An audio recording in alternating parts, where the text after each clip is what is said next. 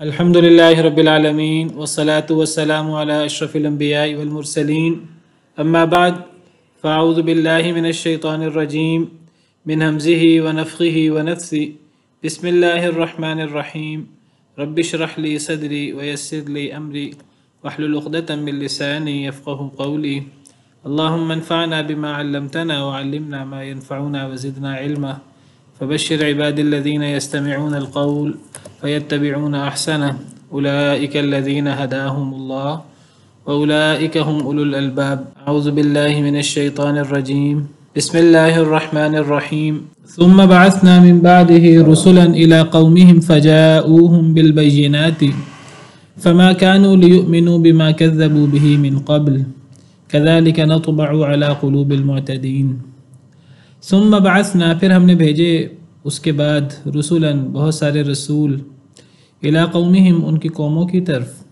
فجاؤہم بالبینات تو وہ لائے ان کے پاس یعنی رسول لائے ان کے پاس یعنی اپنی قوموں کے پاس بالبینات روشن نشانیاں معجزات ایسے معجزات جو ان کی رسالت پر ان کی نبوت پر ان کی حقانیت پر دلالت کرتے تھے فما کانوا لیؤمنوا تو نہیں ہوئے وہ کہ وہ ایمان لاتے یعنی وہ قومیں بما کذبوا اس وجہ سے جو وہ جھٹلا چکے بھی ساتھ اس کے من قبل پہلے کذالک نطبع علی قلوب المعتدین اسی طرح ہم مہر لگا دیا کرتے ہیں حد سے بڑھنے والوں کے دلوں پر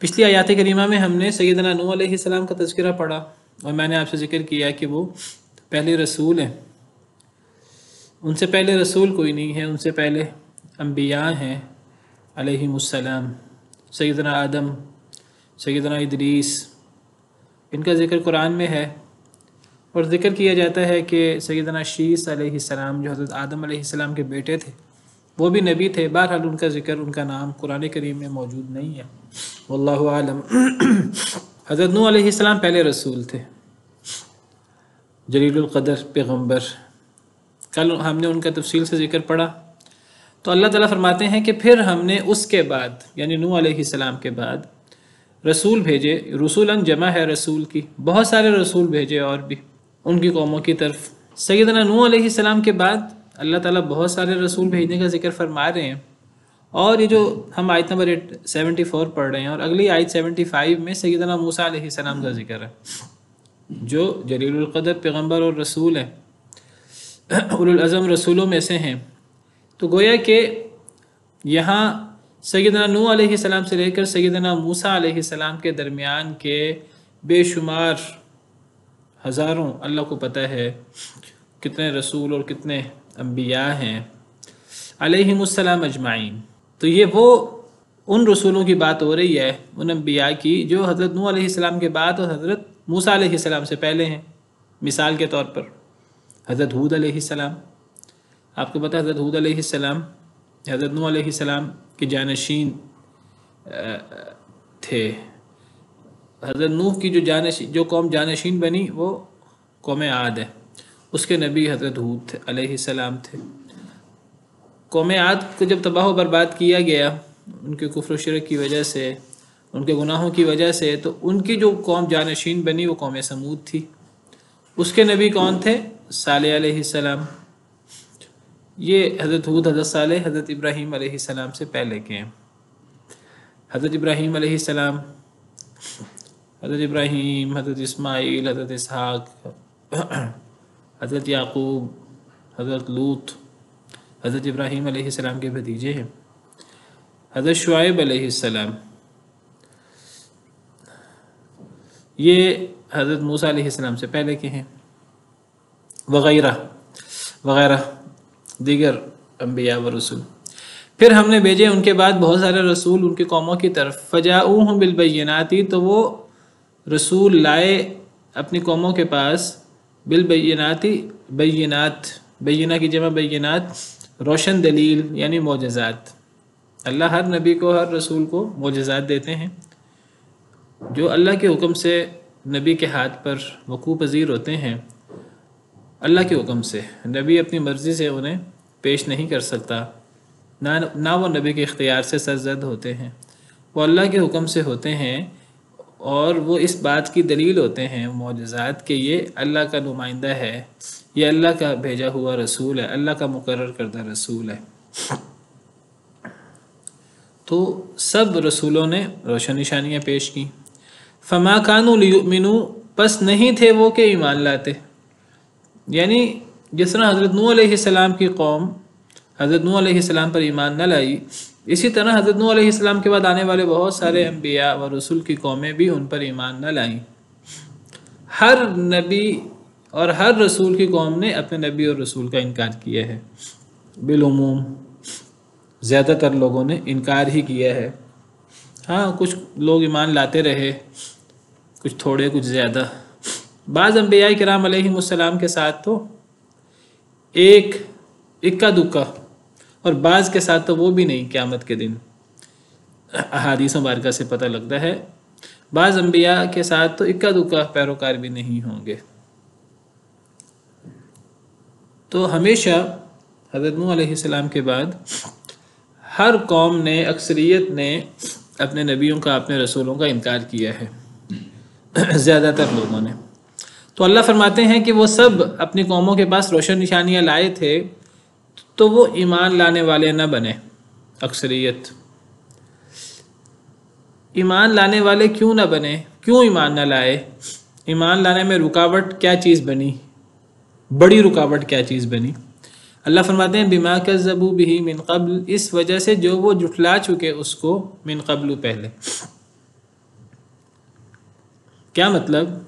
یعنی جب یہ رسول اپنی قوم کے پاس آئے اول شروع میں، اور اپنی قوموں کے سامنے اللہ کا پیغام، اللہ کی وحی اور دعوت دی اپنی قوم کو کہ میں تمہاری طرف اللہ کا رسول ہوں، میری اطاعت کرو، میں جو وحی لایا ہوں تو اسے اللہ کا حکم سمجھو، میں اللہ کا رسول ہوں، مجھے اللہ کا رسول مانو۔ جب انہوں نے اپنی قوم کو شروع میں اپنی دعوت دی، اللہ کا پیغام سنایا، تو شروع میں بہت سارے لوگوں نے، زیادہ تر لوگوں نے انکار کر دیا، سوچے سمجھے بغیر، زیادہ غور کیے بغیر۔ جب انہوں نے سوچے سمجھے بغیر انکار کیا، زیادہ غور و فکر کیے بغیر انکار کیا، تو اب جب دوبارہ ان کے سامنے دعوت پیش کی گئی، دوبارہ ان کے سامنے نبیوں نے اپنا پیغام پیش کیا، چونکہ پہلے انکار کر چکے تھے تو لہٰذا انہوں نے دوبارہ بھی انکار کر دیا۔ تیسری دفعہ جب دعوت پیش کی گئی تو پھر انہوں نے انکار کیا، چوتھی دفعہ دعوت پیش کی گئی، پھر انہوں نے انکار کیا۔ تو چونکہ وہ پہلی دفعہ انکار کر چکے تھے، تو ایک دفعہ منہ سے انکار نکال چکے تھے، اب دوبارہ صرف اس بنا پر چونکہ وہ پہلے انکار کر چکے ہیں تو انہوں نے دوبارہ غور کرنا گوارا نہ کیا۔ کذالک نطبع علی قلوب المعتدین، اسی طرح ہم مہر لگا دیا کرتے ہیں حد سے بڑھنے والوں کے دلوں پر۔ اللہ فرماتے ہیں کہ جب لوگ انکار کریں سوچے سمجھے بغیر، ایک مرتبہ، دوسری مرتبہ، تیسری مرتبہ، تو پھر کیا ہوتا ہے؟ پھر مہر لگ جاتی ہے۔ تو گویا کہ وجہ کیا بنی؟ پہلی دفعہ انکار، یعنی جب کسی کو پہلی دفعہ حق پیش کیا جائے، کسی کے سامنے حق کی دعوت آئے، اس آیت کریمہ سے کیا پتہ لگتا ہے؟ انسان کو سوچے سمجھے بغیر کبھی انکار نہیں کرنا چاہیے۔ جس انسان کے سامنے حق کی دعوت پیش ہو دلائل کے ساتھ، معجزات کے ساتھ، تو جب وہ انسان غور و فکر کیے بغیر اگر وہ انکار کرے گا تو اگلی دفعہ اس کے لیے بات ماننا مشکل ہو جائے گا پہلی دفعہ کی بنسبت۔ دوسری دفعہ بھی اگر انکار کرے گا، تیسری دفعہ زیادہ مشکل ہو جائے گا۔ تیسری دفعہ جب اس کے سامنے حق کی دعوت پیش ہوگی، اگر تیسری دفعہ بھی انکار کرے گا، چوتھی دفعہ جب اس کے سامنے حق کی دعوت پیش ہوگی تو پہلی تینوں دفعہ کے مقابلے میں چوتھی مرتبہ اس کے لیے حق کو قبول کرنا زیادہ مشکل، 4 گنا زیادہ مشکل ہو جائے گا۔ 5ویں دفعہ 5 گنا زیادہ مشکل ہو جائے گا۔ 10 دفعہ انکار کرے گا تو اگلی دفعہ 10 گنا زیادہ مشکل ہو جائے گا اس کے لیے حق کو قبول کرنا۔ جس چیز کو وہ 10 دفعہ انکار کر چکا ہے، اب اس کو کس منہ سے 11ویں دفعہ مانے؟ 11ویں دفعہ مانے گا گویا کہ وہ یہ کہے گا کہ پہلے 10 دفعہ میں نے غلط انکار کیا تھا. تو اپنی غلطی کو ماننے کا اتنا جگرا کس کے پاس ہوتا ہے؟ تو بیٹا اس کو چھوڑ آؤ گھر میں، آپ کو لانا نہیں چاہیے تھا جب آپ کو پتہ ہے. پہلی دفعہ انکار یہ وجہ بنا اکثر قوموں کے نہ ماننے کا، اکثر قوموں کے کفر کی وجہ پہلی دفعہ انکار بنا. اس سے کیا پتہ لگا؟ اس سے یہ پتہ لگا جیسے میں نے ذکر کیا کہ جب بھی دعوت پیش ہو تو کبھی سوچو، کبھی غور و فکر کیے بغیر انکار نہیں کرنا چاہیے. اور یہ بات میں نے ذکر کیا کہ یہ جو قوموں کے تذکرے ہوتے ہیں یہ ہمارے لیے اس میں بڑی غور و فکر کی باتیں ہوتی ہیں، ہمارے لیے اس میں سیکھنے کی باتیں ہوتی ہیں. ہمیں اس بات سے کیا سمجھ آئی؟ ہم اس سے اپنی اصلاح کیا کریں؟ ہم اس سے اپنی اصلاح یہ کریں کہ جب بھی ہمارے سامنے، دیکھیے ہم لوگ بعض دفعہ، ہر انسان مختلف گھر میں پیدا ہوتا ہے، مختلف گھرانوں میں، ہر گھر والے مختلف خیالات اور نظریات رکھتے ہیں. مسلمانوں کے اندر فرقہ بندیاں بھی ہیں، مختلف گروہ بھی ہیں، کوئی حنفی ہے، کوئی مالکی ہے، کوئی شافعی ہے، کوئی حنبلی ہے، کوئی دیوبندی ہے، کوئی بریلوی ہے، کوئی سنی ہے، کوئی شیعہ ہے، اور پھر ایسے فرقے بھی ہیں جو اسلام سے ہی کوسوں دور ہیں. مرزیت ہو گئی، اسماعیلیت، آغا خانی وغیرہ اور اس قسم کے لوگ. یہ تو بہرحال وہ ہیں جو اپنے آپ کو یعنی مسلمان کہتے ہیں. پھر وہ لوگ بھی ہیں کہ جو یعنی یہودیوں کے گھر پیدا ہوتے ہیں، عیسائیوں کے گھر پیدا ہوتے ہیں.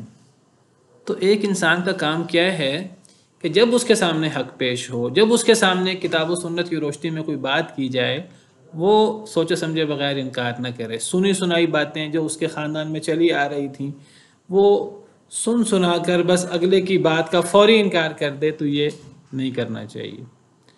جب بھی کوئی بات پیش ہو دلائل کی روشنی میں تو اگر فوری وہ جس عقائد و نظریات پر ہم موجود ہیں اگر وہ اس کے مخالف ہے تو فوری انکار نہیں کر دینا چاہیے اگر ہماری اس بارے میں تحقیق نہیں ہے، بلکہ اس پہ غور کرنا چاہیے. کیا پتہ وہ بات صحیح ہو، کیا پتہ وہ بات حق پر مبنی ہو. ہاں اگر اس پہ کسی نے پہلے تحقیق کی ہوئی ہے، غور و فکر کیا ہوا ہے اور اسے پتہ ہے کہ یہ اگلا بندہ غلط دلائل پیش کر رہا ہے تو ایک الگ بات ہے. اگر کسی کی تحقیق ہے تو پھر انکار کر دینا چاہیے. تو کبھی بھی حق کا فوری انکار نہیں کرنا چاہیے. حق کا فوری انکار یہ اگلی دفعہ جب حق پیش ہوگا تو اس کو قبول کرنے کو ڈبل مشکل بنا دے گا، تیسری دفعہ قبول کرنے کو ٹرپل مشکل بنا دے گا. یہ جتنی دفعہ حق پیش ہوتا جائے گا، جتنی دفعہ وہ انکار کرتا جائے گا، اگلی مرتبہ حق کو قبول کرنا مشکل تر ہوتا جائے گا. اسی لیے اللہ تعالیٰ قرآن کریم میں فرماتے ہیں، 7ویں پارہ کے آخری آیت سورہ انعام میں ہم پیچھے پڑھ آئے ہیں، وَنُقَلِّبُ أَفْئِدَتَهُمْ وَأَبْصَارَهُمْ كَمَا لَمْ يُؤْمِنُوا بِهِ أَوَّلَ مَرَّةٍ.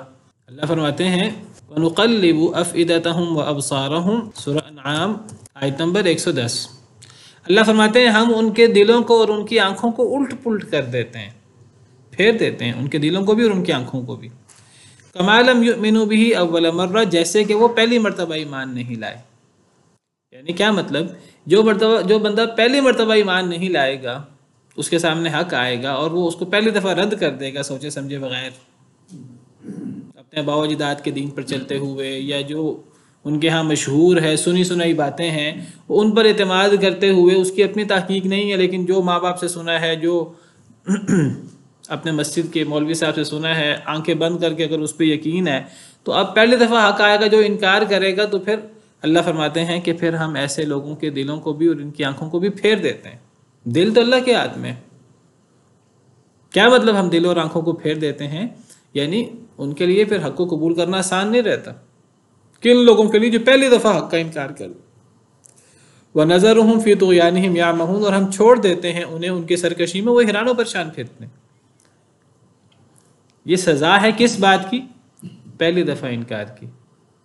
تو پہلی دفعہ آپ کے سامنے کوئی چیز پیش ہوئی ہے بہت اہم ہے. اگر حق پیش ہوا ہے تو جو پہلی دفعہ انکار کرے گا اس کے لیے اگلی دفعہ مشکل ہو جائے گا، اور جو پہلی دفعہ مان لے گا. جب پہلی دفعہ حق کا انکار کرنا،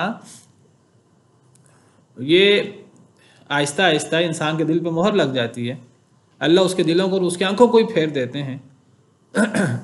تو پھر پہلی دفعہ مان لینا حق کو، یہ کتنا بڑا اجر ہوگا، اس میں یہ کتنی بڑی نیکی ہوگی. پہلی دفعہ یا فوراً حق کو قبول کرنا یہ بہت بڑی نیکی ہے. اس کے بالمقابل نبی پہلے مسلمان ہوتے ہیں، سب سے پہلے حق کو قبول کرنے والے ہوتے ہیں.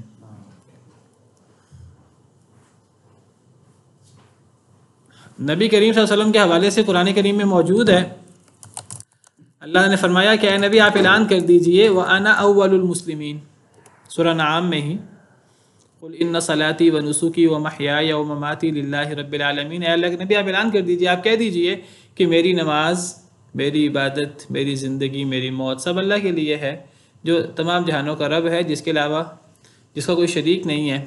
وَبِذَلِكَ أُمِرْتُ، مجھے اسی بات کا حکم دیا گیا اور میں پہلا مسلمان ہوں. وَأَنَا أَوَّلُ الْمُسْلِمِينَ، میں پہلا مسلمان ہوں. کیا مطلب پہلا مسلمان ہوں؟ یعنی میں حق بات کو سب سے پہلے قبول کرنے والا ہوں. نبی کریم صلی اللہ علیہ وسلم کو اللہ نے یہ حکم دیا کہ آپ اس بات کا، اور آپ نے ایسا ہی کیا. سب سے پہلے تو جو حضرت جبریل آئے تو سب سے پہلے تو نبی صلی اللہ علیہ وسلم نے حضرت جبریل کو اللہ کا فرشتہ مانا، اور آپ نے آپ کو اللہ کا نبی اور رسول مانا، اور پھر آپ نے اس دعوت کو آگے امت کے سامنے پیش کیا. اسی طرح ایک اور آیت کریمہ میں اللہ تعالیٰ فرماتے ہیں حضرت موسیٰ علیہ السلام کے حوالے سے، وَأَنَا أَوَّلُ الْمُؤْمِنِينَ فَلَمَّا أَفَاقَ، جب حضرت موسیٰ علیہ السلام کو افاقہ ہوا، جب انہوں نے کہا کہ اے اللہ تعالیٰ میں آپ کو دیکھنا چاہتا ہوں، اور اللہ نے فرمایا کہ میں پہاڑ پہ تجلی ڈالوں گا، اگر پہاڑ میری تجلی برداشت کر گیا تو تم بھی مجھے دیکھ سکو گے. اللہ نے تجلی ڈالی تو پہاڑ ریزہ ریزہ ہو گیا، حضرت موسیٰ بھی ہوش ہو کے گر گئے. جب وہ ہوش میں آئے تو کہنے لگے اے اللہ آپ پاک ہیں، تبت الیک، میں آپ کی طرف رجوع کرتا ہوں، توبہ کرتا ہوں. وَأَنَا أَوَّلُ الْمُؤْمِنِينَ، میں فوراً ماننے والوں میں سے ہوں. یعنی یہ نہیں ہوا کہ اللہ نے کہا اے موسیٰ تم مجھے دیکھ نہیں سکو گے، حضرت موسیٰ نے کہا نہیں نہیں اے اللہ میں آپ کو دیکھ سکتا ہوں. اللہ نے کہا اے موسیٰ تم مجھے دیکھ نہیں سکو گے، اللہ نے یہ بھی کہا اور اللہ نے ساتھ عملی تجربہ بھی کروا دیا. حضرت موسیٰ نے کہا اے اللہ میں اس بات کو سب سے پہلے ماننے والا ہوں، میں حق کو فوراً قبول کرنے والا ہوں، میں اس حق کو قبول کرنے میں کوئی وقت نہیں لگاؤں گا. یہ نبیوں کی صفت ہے.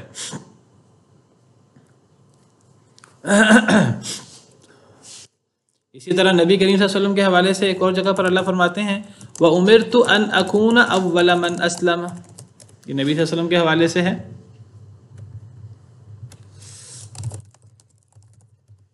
سورہ نعام آیت نمبر 14، اللہ فرماتے ہیں کہ قُلْ إِنِّي أُمِرْتُ أَنْ أَكُونَ أَوَّلَ مَنْ أَسْلَمَ، اے اللہ کے نبی صلی اللہ علیہ وسلم آپ فرما دیجئے مجھے حکم دیا گیا ہے کہ میں سب سے پہلے مطیع ہونے والا بن جاؤں.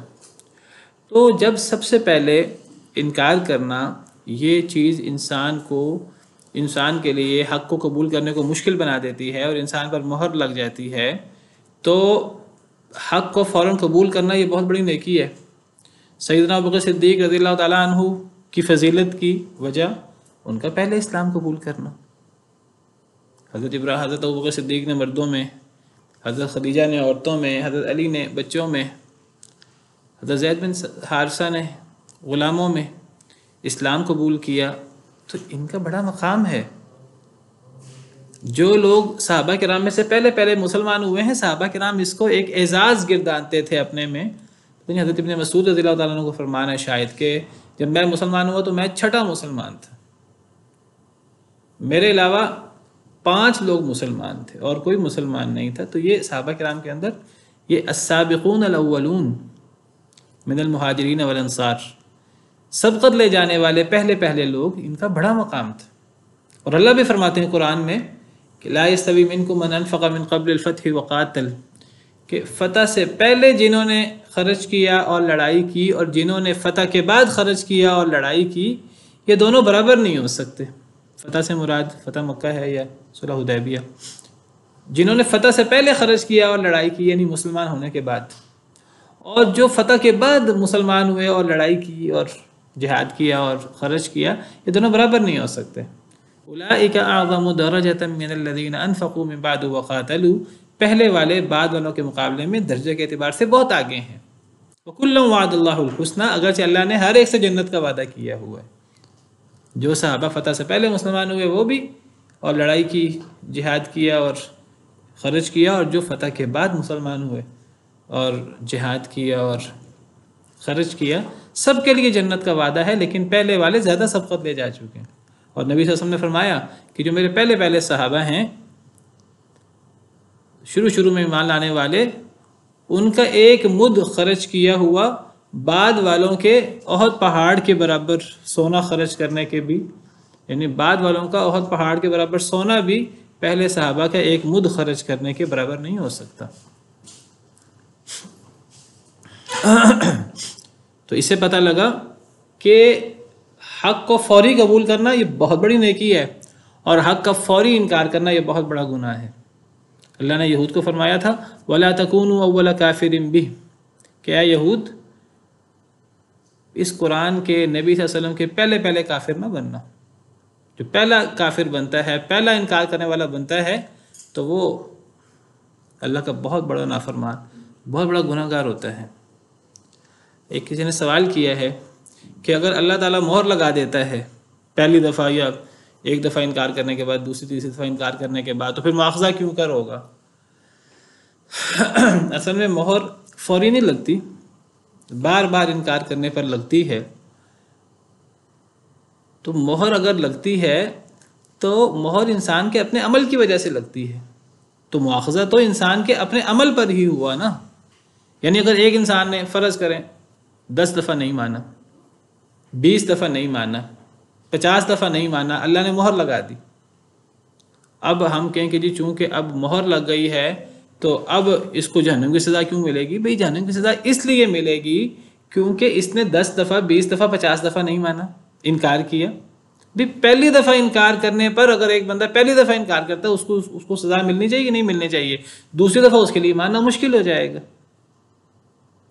تو اگر کسی پر مہر لگتی ہے تو وہ اس کے عمل کی وجہ سے مہر لگتی ہے۔ اب ہم کہیں کہ اب نبی صلی اللہ علیہ وسلم کا ارشاد ہے کہ حابیل اور قابیل، حضرت آدم کے بیٹوں میں سے قابیل نے سب سے پہلے قتل کیا۔ اب دنیا میں جتنے قتل ہوتے ہیں ان سب کا وبال، اس سب کی سزا قابیل کو بھی ملتی ہے۔ اب ہم کہیں کیوں ملتی ہے؟ اس لیے ملتی ہے کہ اس نے سب سے پہلے قتل کیا ہے، اس نے اس گناہ کی ابتدا کی ہے، تو ہر قتل کا وبال اس پر پڑتا ہے، قاتل پر بھی پڑتا ہے اور قابیل پر بھی پڑتا ہے۔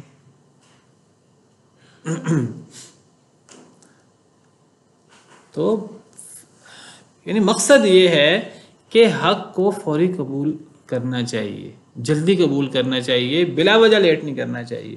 ہاں کسی کا اگر ذہن کلیئر نہیں ہوا، انسان فوری انکار نہ کرے، انسان خاموش ہو جائے۔ لیکن اگر اچھی بات ہے تو فوری قبول کرنا چاہیے، جلدی قبول کرنا چاہیے، اس کا اجر زیادہ ہوتا ہے۔ یہ بالکل ممکن ہے کہ آپ کے سامنے ایک بندہ حق کے نام سے ایک دعوت پیش کرے، اگر تو وہ حق ہے تو ہمیں فوری قبول کر لینا چاہیے، اور یہ بھی ممکن ہے کہ وہ حق نہ ہو، وہ بندہ جھوٹی دعوت حق کے نام سے پیش کر رہا ہے، تو اس کا فوری انکار یہ بھی ثواب کا باعث ہوگا۔ لیکن کب؟ جب حق کو قبول کرنا یا غلط چیز کا انکار کرنا، جب ہم اصل میں ایک چیز کو اہم سمجھیں گے تو ہم فوری قبول کریں گے یا انکار کریں گے۔ اگر ہم ایک چیز کو، تب ہم علی وجہ البصیرت، غور و فکر کر کے جب ایک چیز کو قبول کریں گے تو فوری حق کو قبول کر لیں گے۔ اور اگر ایک بندہ غلط چیز پیش کر رہا ہے حق کے نام سے، ہم فوری انکار کر دیں گے، تو غلط چیز کا فوری انکار یہ بھی بڑا ثواب کا کام ہے۔ لیکن یہ کب ہوگا؟ جب ہم غور و فکر کر کے، اہتمام کر کے، علی وجہ البصیرت، تسلی کر کے، تحقیق کر کے جب ایک چیز کا جلدی انکار کر دیں گے ایک فتنے کا تو یہ بھی باعث ثواب ہے۔ اس وقت جو بات ہو رہی ہے، بات یہ ہو رہی ہے کہ اگر کوئی حق کی بات پیش ہو، کوئی قرآن و حدیث کی بات پیش ہو، بندہ سوچا سمجھے بغیر انکار کر دے۔ اکثر یہ ہوتا ہے کہ جب نبی یا کوئی داعی دعوت دیتا ہے حق کی تو اکثر لوگ وہ بغیر تحقیق کیے سنی سنائی باتوں کے اوپر وہ چل رہے ہوتے ہیں، تحقیق کیے بغیر انکار کر دیتے ہیں۔ یہ چیز انسان کو خراب کرتی ہے، اور ایسے شخص کے لیے حق کو قبول کرنا وہ مشکل سے مشکل تر ہوتا جاتا ہے۔ اللہ تعالیٰ فرماتے ہیں کہ ایک عمومی اللہ نے تبصرہ کیا ہے کہ یہ بہت ساری قومیں جو حضرت نوح علیہ السلام کے بعد حضرت موسیٰ علیہ السلام تک آئیں، اور بعد والوں میں بھی یہی رویہ رہا ہے کہ ان کے انکار کرنے کی بڑی وجہ پہلی دفعہ انکار کرنا بنا، تو یہ ایک بڑی وجہ ہے۔ تو فوری انکار کرنا یہ مناسب نہیں ہے، غور کرنا چاہیے انسان کو۔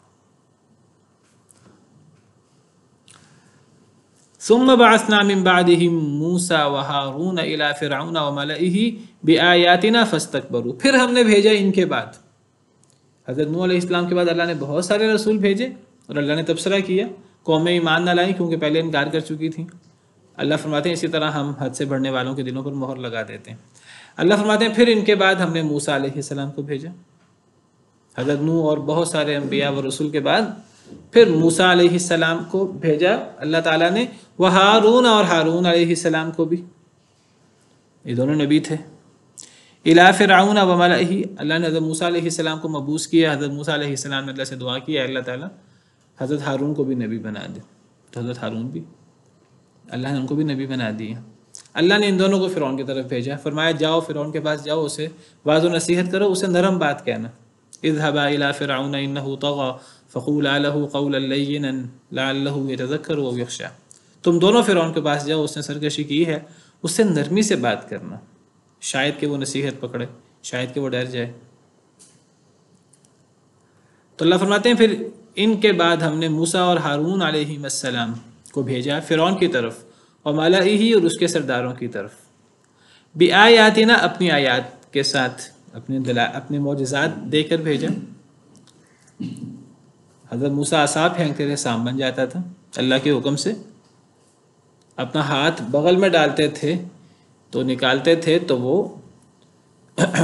وہ چمکدار روشن ہوتا تھا، ایسا سفید نہیں جیسا ایک مرض بھی ہوتا ہے کہ ہاتھ وغیرہ یہ چیز سفیدی آ جاتی ہے جسم پر، وہ مرض والی سفیدی نہیں، پھول بہری نہیں، برس نہیں، بلکہ وہ روشن ہو جاتا تھا۔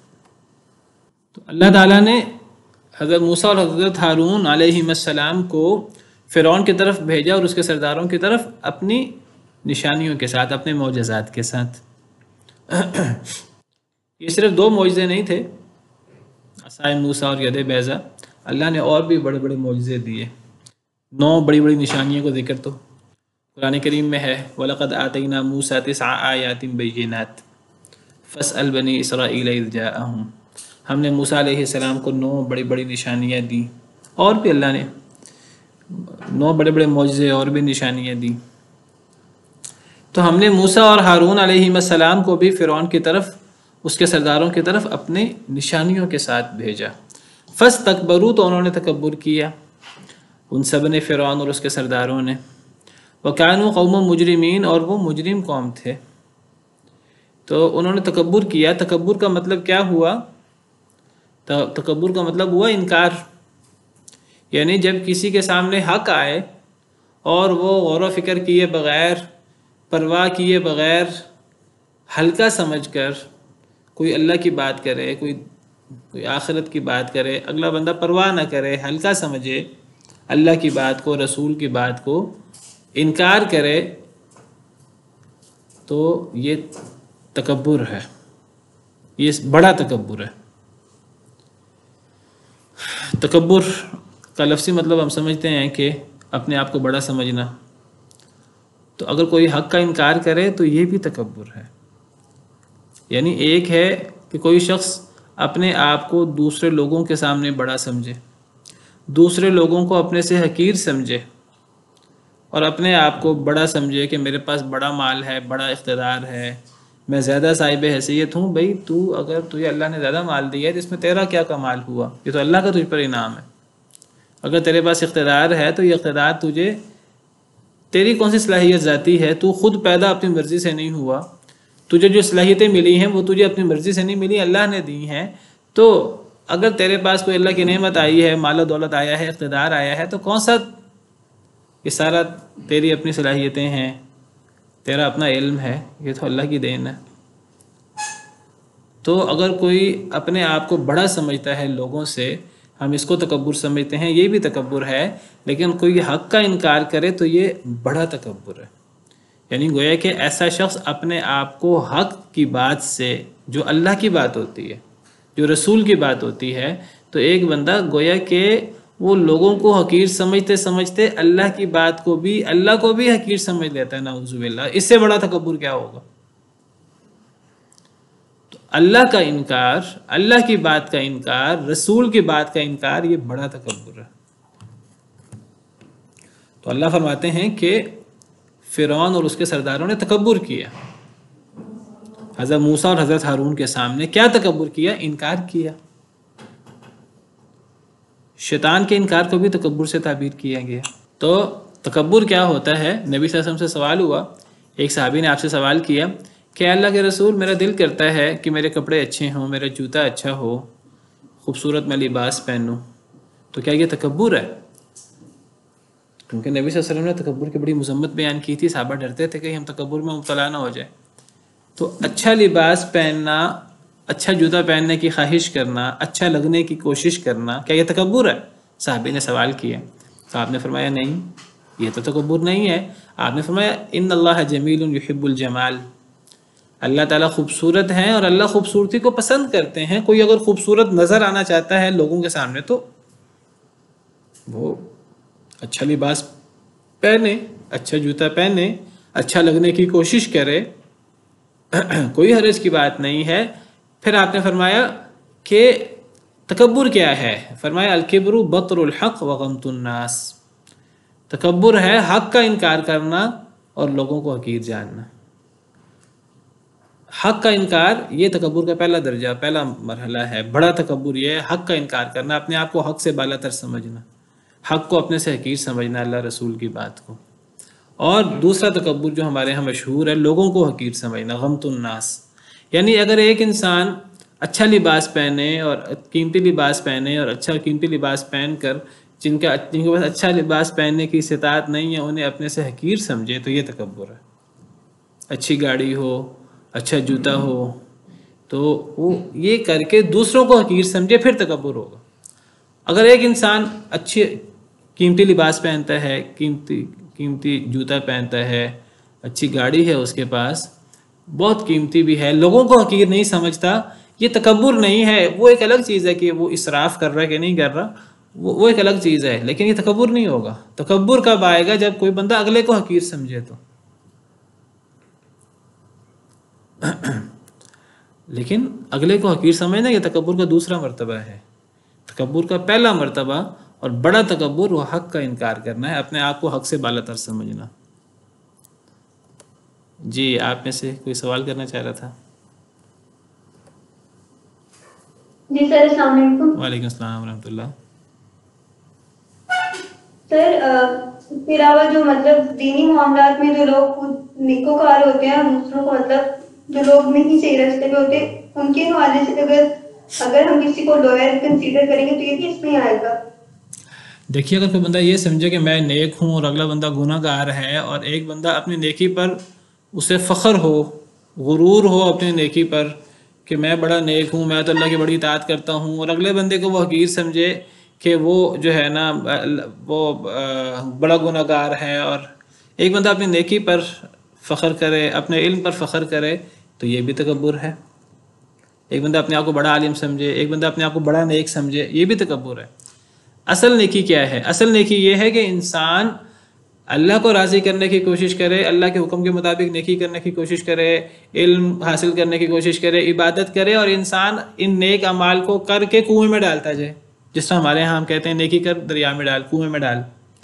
اور انسان نیکی کر کے انسان اس کو کنویں میں ڈال کر انسان سمجھے میں تو گناہگار ہوں، اللہ کا ڈر اس کے اندر پیدا ہو اگر نیکی کرنے سے، علم حاصل کرنے سے، عبادت کرنے سے، تو یہ نیکی ہے۔ اگر نیکی کرنے سے، علم حاصل کرنے سے، عبادت کرنے سے اس کے اندر فخر پیدا ہوتا ہے تو یہ تکبر ہے، اور یہ دنیاوی تکبر سے زیادہ بڑا تکبر ہے۔ ایک بندے نے کہا کہ اللہ فلاں کو کبھی معاف نہیں کریں گے۔ ایک شخص کو دیکھا کہ جو عام شخص تھا، اس کو کہا اللہ اس کو کبھی معاف نہیں کریں گے۔ تو حدیث مبارکہ میں آتا ہے کہ اللہ نے فرمایا کہ تو کون ہے کہ فلاں بندے کے بارے میں تو یہ کہہ رہا ہے اللہ کبھی معاف نہیں کریں گے؟ اللہ نے اسے معاف کر دیا اور اللہ تجھے معاف نہیں کریں گے۔ تو یعنی ایک بندہ وہ اپنے علم پر اور اپنی عبادت پر غرور کرے اور کہ میں تو اللہ کا بڑا برگزیدہ ہوں، اللہ کے بڑے قریب ہوں، اور فلاں بندہ اللہ کا بڑا نافرمان ہے تو میں تو اس سے بہتر ہوں اور میں تو اس سے افضل ہوں، اور ایک بندہ فخر اور غرور میں مبتلا ہو جائے۔ دیکھیں نیکی کیا ہے، اللہ تعالیٰ نیکی کے بارے میں فرماتے ہیں نیکی یہ ہے والذین یؤتون ما آتوا وقلوبهم وجلۃ انہم الی ربہم راجعون۔ نیک لوگوں کی صفات بیان کرتے ہوئے اللہ فرماتے ہیں نیک لوگ وہ ہیں کہ جو دیں اللہ کے راستے میں، جو بھی وہ دیں، وقلوبهم وجلۃ، ان کے دل ڈر رہے ہوں، انہم الی ربہم راجعون، کہ انہوں نے اپنے رب کی طرف لوٹ کر جانا ہے۔ یعنی نیکی کیا ہے کہ ایک بندہ خرچ کرے، صدقہ خیرات کتنی بڑی نیکی ہے۔ ایک بندہ جب صدقہ خیرات کرے تو صدقہ خیرات کر کے اس کے اندر اللہ کا مزید ڈر پیدا ہو۔ حضرت عائشہ نے پوچھا اس آیت کریمہ کے بارے میں، اے اللہ کے رسول صلی اللہ علیہ وسلم یہ آیت کریمہ کن کے بارے میں اتری ہے؟ کیا یہ آیت کریمہ چور ڈاکوؤں کے بارے میں اتری ہے؟ کبھی کبھی چور ڈاکو بھی صدقہ خیرات کر لیتے ہیں۔ اس آیت کریمہ کا کیا مطلب ہے کہ جب وہ خرچ کرتے ہیں، خرچ کریں اور ڈر رہے ہوں اللہ سے کہ ہم نے اللہ کی طرف لوٹ کر جانا ہے، اللہ پکڑ نہ کر لیں، تو کیا یہ آیت چوروں کے بارے میں، ڈاکوؤں کے صدقہ کے بارے میں اتری ہے؟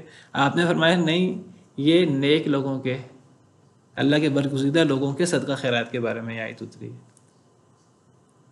تو نیکی کیا ہے؟ نیکی یہ ہے کہ انسان جتنا اللہ کو راضی کرنے کی کوشش کرے اتنا اس کے اندر اللہ کا ڈر پیدا ہو، یہ نیکی ہے۔ نبی صلی اللہ علیہ وسلم سب سے زیادہ اللہ سے ڈرنے والے تھے، آپ سے بڑھ کر نیک کون تھا؟ آپ تو یہاں تک کہا کرتے تھے کہ مجھے حضرت یونس سے زیادہ افضل قرار نہ دو، مجھے حضرت موسیٰ سے افضل قرار نہ دو، مجھے دیگر انبیاء سے افضل قرار نہ دو۔ تو یہ نیکی ہے۔ جی سر لیکن یہ جو بات کرتے ہیں نا کہ مومنین سے محبت ہونی چاہیے، کفار سے بغض ہونا چاہیے، اور وہ مسلمان جو عملی طور پہ مطلب جو بے عملی کا شکار ہے ان کے لیے ہمارے دونوں رویے ہونے چاہیے، ان کے لیے محبت بھی ہونی چاہیے، ان کا عقیدہ ٹھیک ہے، اور ان کی جو بے عملی ہے اس پہ ہمیں بغض ہونا چاہیے۔ مطلب یہ بات اس طرح سے بغض کا اظہار ہونا چاہیے۔ نہیں، یہ بات بالکل ٹھیک ہے۔ دیکھیے یہ ایک الگ عقیدہ ہے، یہ عقیدہ الولاء والبراء ہے۔ انسان کسی مومن سے، ایک انسان اپنی نیکی سے، میں کہتا ہوں کہ ایک انسان کسی مومن سے اس لیے محبت کرتا ہے کہ وہ مومن ہے، اللہ کی بات مانتا ہے۔ ایک انسان اپنے آپ کے بارے میں اپنے عمل کو دیکھ کر اس لیے خوش ہو کہ میں نیک کام کر رہا ہوں، اللہ کو راضی کرنے کی کوشش کر رہا ہوں، انسان خوش ہو، فخر میں مبتلا نہ ہو، غرور میں مبتلا نہ ہو، یہ نیکی ہے۔ دیکھیں میں اگر نماز پڑھتا ہوں اور مجھے دل میں شکر گزاری کا احساس پیدا ہو کہ اللہ نے مجھے نماز پڑھنے کی توفیق دی ہے، میں قرآن پڑھتا ہوں، آپ قرآن پڑھ رہے ہیں، آپ کے دل میں ایک خوشی ہو کہ اللہ نے ہمیں قرآن پڑھنے کی توفیق دی ہے، یہ نیکی ہے، بلکہ یہ ایمان کی نشانی ہے۔ حدیث مبارکہ ہے، آپ کو حدیث مبارکہ بیان کروں کہ نبی صلی اللہ علیہ وسلم نے فرمایا کہ جس کو اس کی نیکی خوش کرے اور جس کو اس کا گناہ غم میں مبتلا کرے تو یہ مومن ہے، یہ ایمان کی نشانی ہے۔ دیکھیے کسی مومن کو، ہم کسی مومن کو دیکھ کر خوش ہوں کہ یہ شخص اپنے اللہ کا کتنا تابع دار ہے، اور ہم جس طرح کسی کو دیکھ کر خوش ہوتے ہیں، کسی مومن کو دیکھ کر اس سے ہمارے اندر محبت پیدا ہو جاتی ہے، اسی طرح ایک انسان اپنے اچھے عمل کو دیکھ کر اس کے اندر فخر غرور پیدا نہ ہو شیطان کی طرح، وہ خوش ہو کہ اللہ نے مجھے نیکی، اللہ نے مجھے توفیق دی ہے نیکی کے کام کرنے کی، یہ تو ایمان کی نشانی ہے۔ اور کسی کافر کو دیکھ کر ایک انسان کے اندر بغض پیدا ہو اس کے بارے میں، اس لیے نہیں کہ وہ کافر ہے، کوئی ہلکا ہے، یعنی اس لیے کہ وہ اللہ کا نافرمان ہے۔ اور اسی طرح جس طرح کسی دوسرے کو دیکھ کر اس کے اندر ایک بغض پیدا ہوتا ہے، یہ سوچ پیدا ہوتی ہے کہ بندہ اللہ کی نافرمانی کیوں کر رہا ہے۔ اگر ایک انسان خود بھی گناہ کرے تو انسان کو بھی اپنی برائی بری لگے کہ میں نے یہ کام کیا، میری یہ عادت اچھی نہیں ہے، یہ اللہ کو ناراض کرتی ہے، تو یہ تو ایمان کی نشانی ہے. مسئلہ ہے فخر کرنا اور غرور کرنا. اگر ایک بندہ غرور میں مبتلا ہو جائے تو یہ چیز جو ہے وہ جائز نہیں ہے کسی طور پر. تھوڑا سا فرق ہے کئی چیزوں میں، تو یہ تھوڑے سے فرق سے نیت سے ایک چیز جو ہے وہ گناہ بن جاتی ہے اور نیت سے ایک چیز نیکی بن جاتی ہے. بلکہ میں یعنی کئی دفعہ غور کیا، نیت سے ایک چیز شرک بن جاتی ہے، اور اگر نیت چینج ہو جائے تو وہی عمل جو ظاہراً ہمیں شرک نظر آتا ہے وہ شرک نہیں رہتا نیت سے. انما الاعمال بالنیات، اعمال کا دار و مدار نیت پر ہے.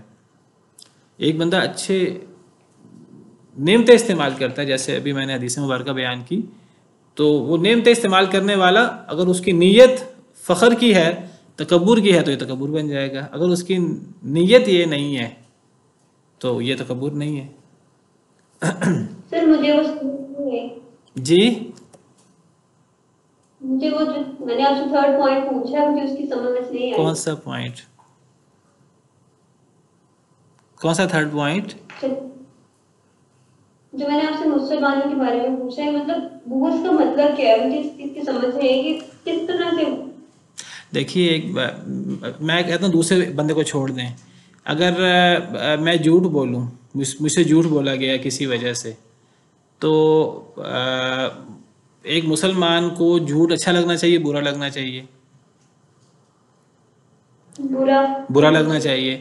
اگر کوئی اور جھوٹ بول رہا ہے، اگر میں جھوٹ بولوں مجھے سمجھنا چاہیے میں نے غلط کام کیا ہے، اس لیے کہ جھوٹ اللہ کو ناراض کرتا ہے. اگر کوئی اور بندہ جھوٹ بولتا ہے تو مجھے اس بندے کو اچھا سمجھنا چاہیے برا سمجھنا چاہیے؟ برا سمجھنا چاہیے. اس لیے کہ وہ جھوٹ بول رہا ہے، اللہ کو ناراض کر رہا ہے، گناہ کر رہا ہے. ایک بندہ کفر کر رہا ہے تو مجھے بندہ اچھا نہیں لگنا چاہیے کہ وہ اللہ کو ناراض کر رہا ہے، وہ اللہ اور اللہ کے رسول کے ساتھ مخالفت اور محادہ کر رہا ہے. ایک مومن کبھی اللہ اور اللہ کے رسول کی مخالفت کرنے والے سے محبت نہیں کر سکتا. تو دیکھیے کسی کو اس کے گناہ کی وجہ سے آپ اس کو اچھا نہ سمجھیں، یہ ایک الگ چیز ہے.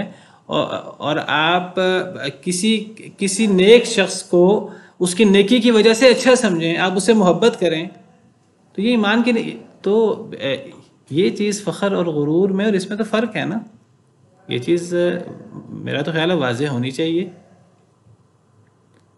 ہم کسی سے اس کی نیکی کی وجہ سے محبت کریں کہ وہ نیکی کر رہا ہے، اور کسی سے اس کے گناہ کی وجہ سے ہم بغض رکھیں کہ وہ گناہ کر رہا ہے، یہ ایک الگ چیز ہے. اور میں کسی کو جو ہے وہ حقیر سمجھوں اور اپنے آپ کو نیکی کی وجہ سے میں فخر میں مبتلا ہو جاؤں تو یہ جائز نہیں ہے. Okay sir. جی جی. السلام علیکم. وعلیکم السلام ورحمۃ اللہ. جی سر ایسا بھی ہو سکتا ہے نا، ایک شخص فرض نماز بھی پڑھتا ہو، تہجد بھی پڑھتا ہو، لیکن ایک شخص صرف فرض پڑھتا ہو، وہ تہجد پڑھنے والا اس پر حقیر جانے، تو یہ غلط ہو جائے گی میرے خیال میں. دیکھیے ہم جب اپنی نیکی پر فخر، جب ہم کسی کو حقیر کب جانیں گے؟ ہم کسی کو حقیر جانتے ہی تب ہے جب ہم اپنے عمل پر فخر کریں گے. ہم نے کسی کو حقیر نہیں جاننا، ہم نے اگلے بندے سے اس کے اچھے اور برے عمل کی وجہ سے اس سے محبت یا اس سے بغض رکھنا ہے. محبت یا بغض رکھنا ایک الگ چیز ہے، اور حقیر جاننا، کسی کو حقیر جاننا ایک الگ چیز ہے. کسی کو حقیر جاننے کا مطلب ہے کہ اگر آپ کسی کو حقیر جان رہے ہیں، یا تو آپ اس کو حقیر جان رہے ہیں کہ اس کے پاس دنیا کی نعمتیں زیادہ نہیں ہیں اور آپ کے پاس مال و دولت زیادہ ہے، یا کسی کو آپ حقیر جان رہے ہیں کہ وہ اللہ کا نافرمان ہے اور آپ اللہ کے فرما بردار ہیں. تو کسی کو جب ہم حقیر جانیں گے تو یہ تکبر ہوگا، چاہے وہ دنیاوی مال و اسباب کی وجہ سے ہو یا وہ دین کی وجہ سے ہو، تو یہ تکبر ہوگا. لیکن اگر ہم کسی سے اس کے اچھے عمل کی وجہ سے محبت کرتے ہیں یا اس کے برے عمل کی وجہ سے ہم اس کو اچھا نہیں سمجھتے، تو یہ عین ایمان ہے. واللہ اعلم. تو فرعون اور اس کے سرداروں نے تکبر کیا اور وہ مجرم قوم تھے. فلما جاءهم الحق من عندنا قالوا ان هذا لسحر مبين. بس جب آ گیا ان کے پاس حق ہمارے پاس سے، ہماری طرف سے، تو انہوں نے کہا بے شک یہ البتہ جادو ہے واضح.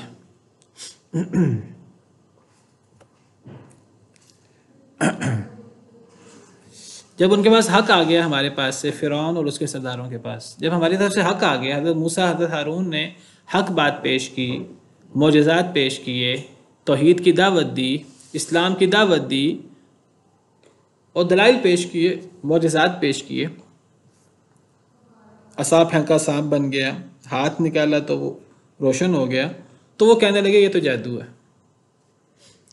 قال موسیٰ اتقولون للحق لما جاءکم، حضرت موسیٰ کہنے لگے کیا تم کہتے ہو حق کو جب بھی وہ تمہارے پاس آئے؟ کیا جب بھی تمہارے پاس حق آئے تو تم حق کے بارے میں یہی کہتے ہو؟ کیا یعنی جادو؟ اسحر ھذا، کیا یہ جادو ہے؟ ولا یفلح الساحرون، حالانکہ نہیں کامیاب ہو سکتے جادوگر، جادوگر تو کبھی کامیاب نہیں ہوتے۔